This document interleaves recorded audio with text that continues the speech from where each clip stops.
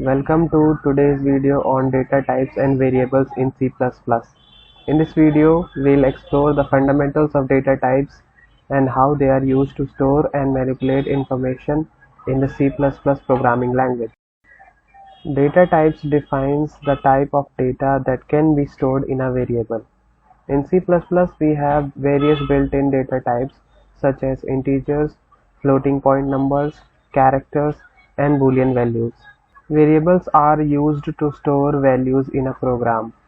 They are associated with a specific data type and can be assigned different values through the execution of the program. Let's take a closer look at some common data types in C++.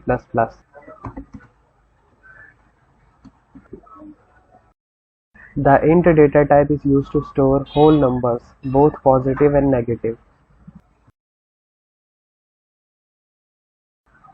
The float data type is used to store decimal numbers.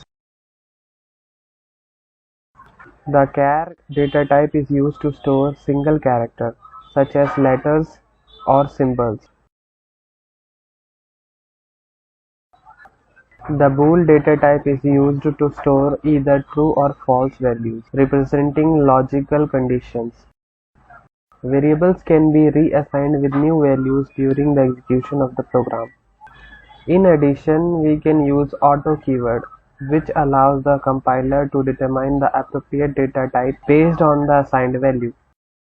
If you have any questions, please feel free to leave them in the comment sections below. Don't forget to like and subscribe for more programming tutorials.